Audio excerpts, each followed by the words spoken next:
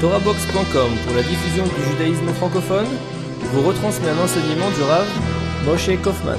Bonne écoute et bon limoud.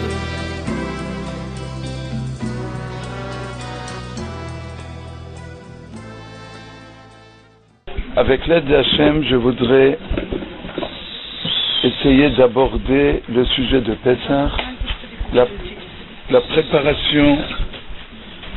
préparation à Pessah, et le sens de Pessah est tourné vers l'intériorité de la personne. Et avant de parler de Pessah proprement dit, nous avons la première mitzvah qui a été donnée au peuple juif, à Chodesh Hazeh Lochem Rosh Chodashim, le premier jour de Nissan, du mois de Nissan, Akadosh Baruch Hu a parlé à Moshe Rabbeinu en Égypte et lui a dit, à Chodesh Hazeh Lachem Rosh Chodashim Rishon Hu Lachem le Chodshei Hashana. Ce mois-ci, c'est le premier des mois. Il est le début des mois de l'année. Et quel est le sens étymologique du mot mois en hébreu? En français, c'est le mois. Et en hébreu, c'est pas le mois. En hébreu, Chodesh vient du mot Chadash. Chadash, qui signifie nouveau. Le Chodesh, c'est le renouvellement.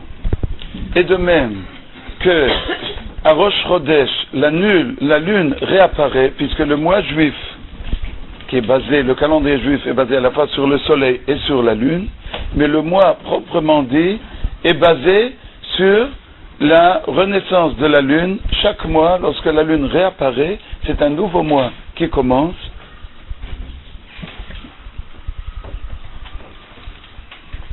Et le sens du renouvellement de la lune et du mois juif, c'est ce que les sages nous disent, le Klal Israël, le peuple juif, est comparé à la lune. Les non-juifs, les goyim, sont comparés au soleil. Le peuple juif a une capacité particulière. Cette capacité est une condition primaire, une condition sine qua non à la Géoula, à la libération, la délivrance d'Égypte, de Mitzrayim, avant de mériter et pour pouvoir mériter. La fête de Pessah, Géoulat Olam, une libération pour l'éternité, puisque nous autres juifs, même en exil, nous avons, comme le dit le Maral, en nous-mêmes, nous sommes un peuple qui avons été libérés dans l'âme, et le peuple juif, le Cherut Olam, c'est une libération pour l'éternité. Mais pour avoir droit, pour atteindre, pour goûter à ce sentiment de libération, nous allons voir après ce qu'il signifie avec l'aide d'Akadosh Baruch Hu, il y a une condition préliminaire, une condition sine qua non. C'est la capacité, c'est la première mitzvah qui a été donnée au peuple juif, pour bien dire que ce sont les prémices de la structure spirituelle du peuple juif.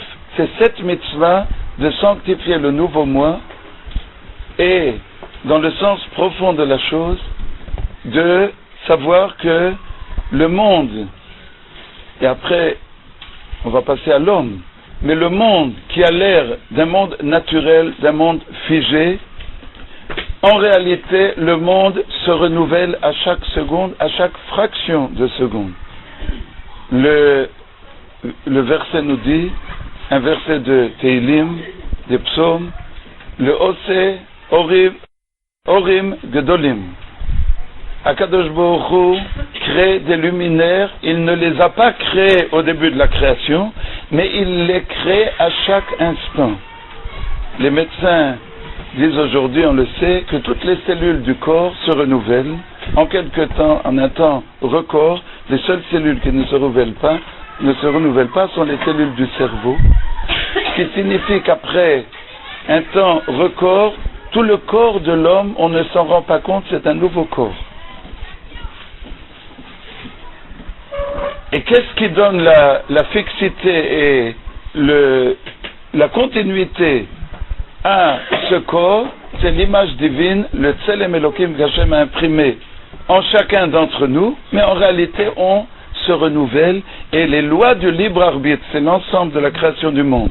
Les lois du libre arbitre sont telles que l'ensemble du monde et l'homme a l'air d'être quelque chose de figé, de naturel, alors que lorsqu'on analyse en profondeur, il n'en est rien.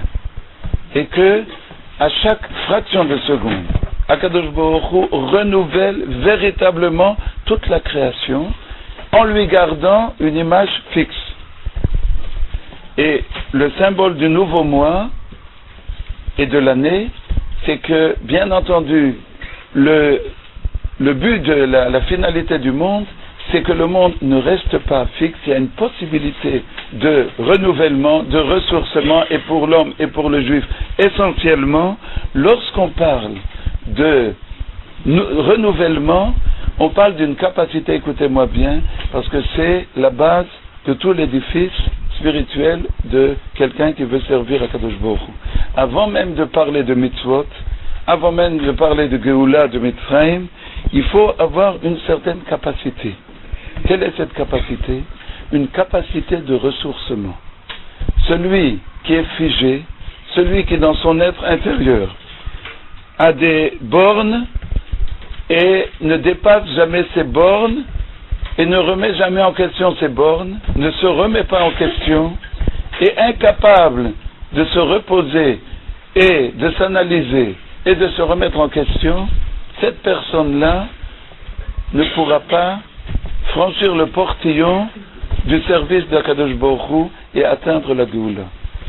Pour pouvoir s'approcher d'Akadosh Baruch Hu et de l'ensemble des mitzvot, il faut être capable d'être un être jeune jusqu'à 120 ans, de se remettre en cause et de savoir qu'on doit, on peut, on a, de même que Dieu renouvelle toute la création et donc l'être humain également, on a toujours la possibilité de se changer et de s'améliorer. C'est l'axiome de la Torah sans lequel on ne peut avancer et sans lequel on peut accomplir des mitzvot, mais on peut, chas v'shalom, accomplir des mitzvot et être un être figé, quelqu'un qui en réalité vit dans un monde où il n'y a pas de véritable relationnel avec lui-même ou avec Hachem, parce que une fois qu'il a mis certaines limites, certains actes, certains gestes, certaines mécaniques, il pense que la machine c'est une machine, que